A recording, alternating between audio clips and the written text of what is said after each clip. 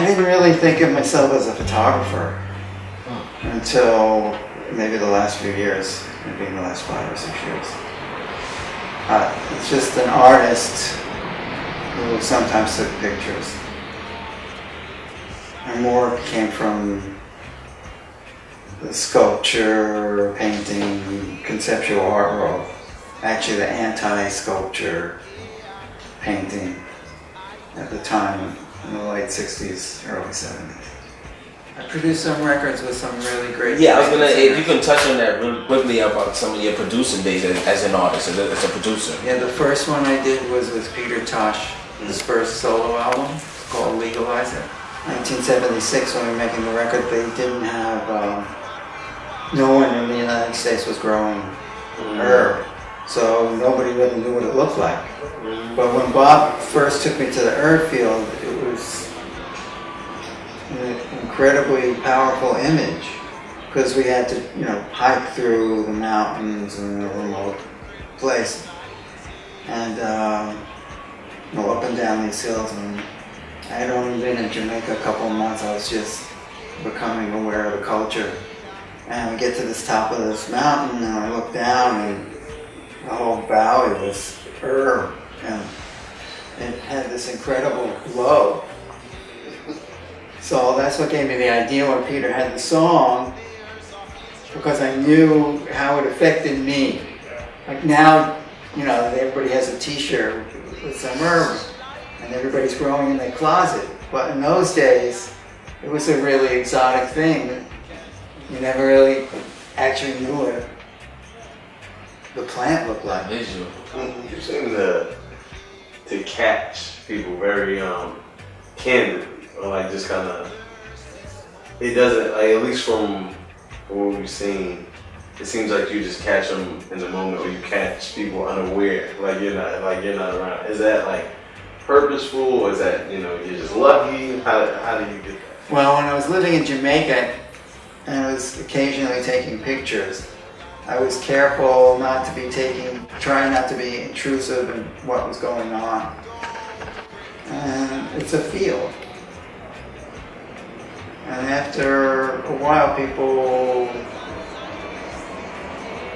don't feel like they're being intruded on by the camera.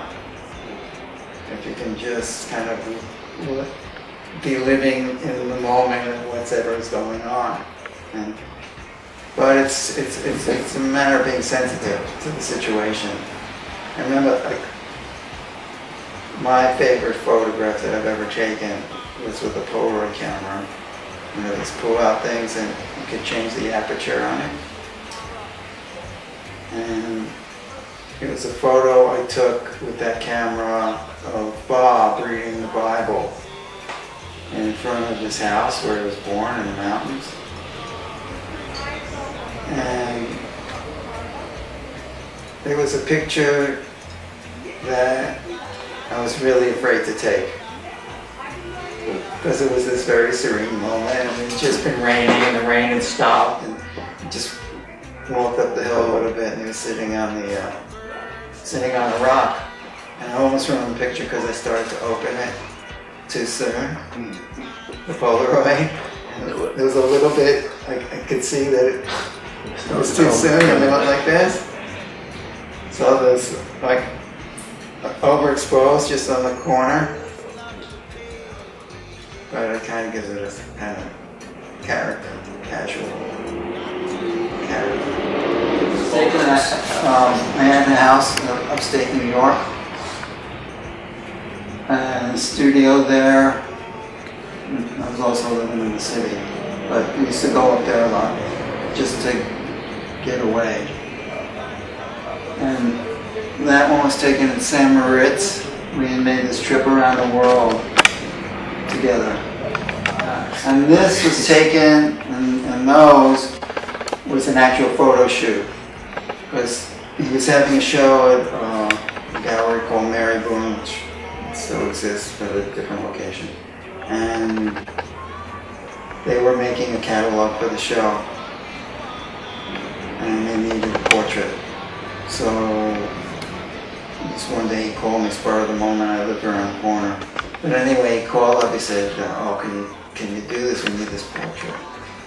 And can you bring a split? So bring the split. And one of these was used for the catalog, I think this one. What do you want your legacy as an artist to be? We just asked every artist that. I don't think about a legacy. I'm trying to live in the now. I'm trying to affect changes now.